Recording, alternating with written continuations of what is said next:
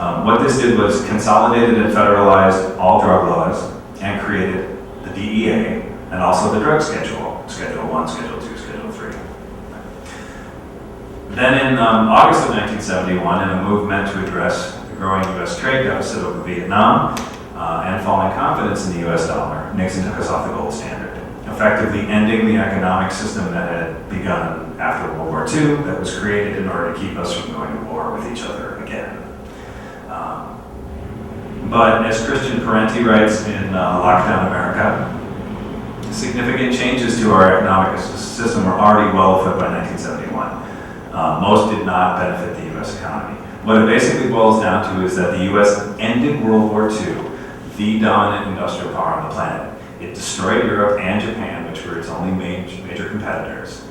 And for 15 odd years, it created everything that the world had. So it could pay its workers high wages, it could give them high benefits, pension, retirement. You could have single-family homes with a single income earner. This is unprecedented, like in world history. Okay? By the late 60s, Europe and Japan are now back online, producing enough material for their own markets and exporting. You've got Brazil, you've got South America, South Africa, Mexico, all starting to create their own industrial bases too. So all of a sudden, we're not the only show in town anymore.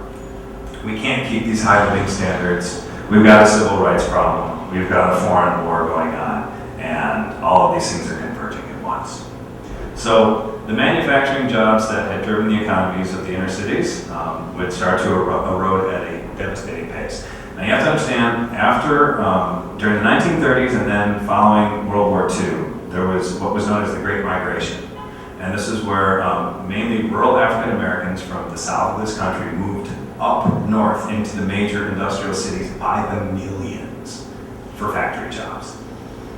We were able to pull our economy out of the Great Depression through war production, and then we were able to keep our economy flying by continuing to be a war production economy until the 60s hit, and then all of those factories started to fall apart. The African American community was hit with a disproportionately high rate of unemployment when this started to happen too. So as jobs and social mobility moved out of the range of most of the black community, they were pushed to the bottom of the economic hierarchy, and they became unviable as laborers in our system. So their communities, which once thrived, started to become ghetto prisons like Krakow. Okay? When they organized to change it, or when they protested against it, they were beaten, they had dogs, water cannons turned on them, they were infiltrated, their leaders were assassinated and were jailed. Eventually this hit a critical mass in 1967 and 68 when there was a mass wave of riots across the country. In 1968, after the assassinations of Martin Luther King and Robert Kennedy, after there had been 37 major riots in a period of 3 years, Congress passed a massive new federal crime bill called the Omnibus Crime Control and Safe Streets Act. This created an agency called the Law Enforcement Assistance Administration. Lots of big names. What it basically means is that this is the first time that the federal government starts funding money down into local and state governments for law enforcement, right? To start creating a more repressive model than we had known ever before in our history. The more cops and prisons you built, the more money you got from the federal government. And this is a policy that started then and still goes now. So it was what Christian Parenti called a retooling and ideological upgrading of the American policing project. That's a fancy way of saying that they completely shifted all of their tactics now. And suddenly policing wasn't about what it used to be. Suddenly it was more about social control. So Nixon's new federal drug laws were an extension of this new paradigm of crime control. Except Nixon's motives for creating the drug laws weren't exactly the most altruistic in the world. His first concern was, of course, the third of active duty soldiers that were strung out on high-grade heroin, that were coming back from Vietnam. And what Nixon was trying to head off is what he saw this inevitable crime wave of all these junkie soldiers going out and trying to find a fix. And he wanted a way to control them because they were angry, heavily trained, and in often cases heavily armed. And we had created these killing machines, and then we turned them loose in our own And they were some of the first to organize to try to do something about all of this too, which is interesting, which is part of the reason why Vietnam vets were so forgotten. They were just left because they were the first crew that could have organized in a true revolutionary sense to try to take down the government, because they were trained in order to do that. When I was in prison, one of my cellmates was a Vietnam vet, and he would tell me hours of stories about how they used to pull off bank robberies, and they would rob white establishments. They had automatic weapons, they had military training, and they would be infiltrated by the Red Squad here in Chicago, and through the FBI COINTELPRO as means of trying to stop this. There was a lot more underground rebellion going on at the time than people really understand, and that ever made it up into our mainstream history. Right? Nixon's second and third most pressing concerns, of course, were purely political. For Nixon, right, as his secret tapes revealed when they finally came out after he died, drug laws were always intended to be a pretext or a vehicle for attacking your political opponents. And for Nixon, that were Jews, hippies, radicals, and specifically blacks, the Black Panther Party, and any other militant community group. It was much easier to sell rationale than trying to persecute them for their political beliefs.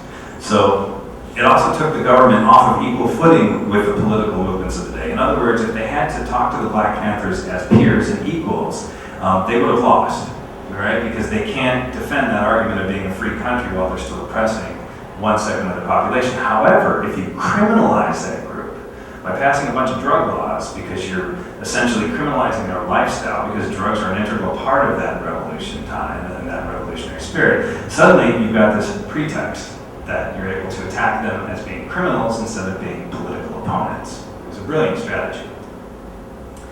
So this created this sense of unrest in the cities, created what was known as white flight. And so all the white people booked out of the cities by the millions and created what's known as the suburbs.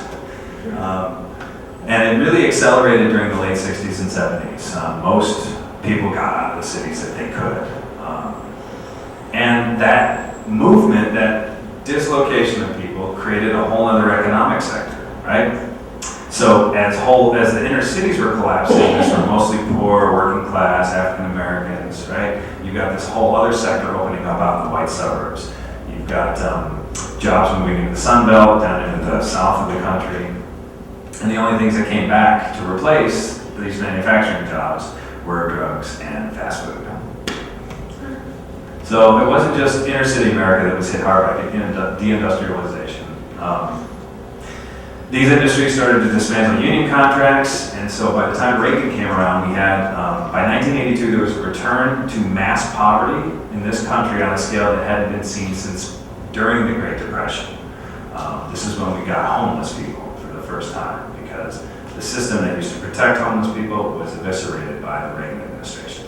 The people that, you also got all of these mentally ill walking the street, the crazy homeless, they're talking to themselves because they used to be able to have government-sponsored care and housing, and now they're all roaming the streets, right?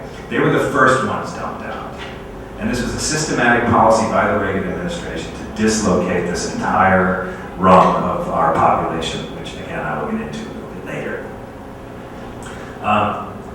What it was, according to Christian Parenti, was the immiseration of a whole section of the working class that used to be unionized, fairly middle class, and for whom the system essentially worked. All of a sudden, overnight, they were kicked out of the system. At the same time that these poorest communities were being devastated by drugs, drug money, particularly from cocaine, was spurring huge economic booms in places like Miami and Southern California and New York City. So, like suburban construction, drug money was very fast becoming an integral part of the national economy.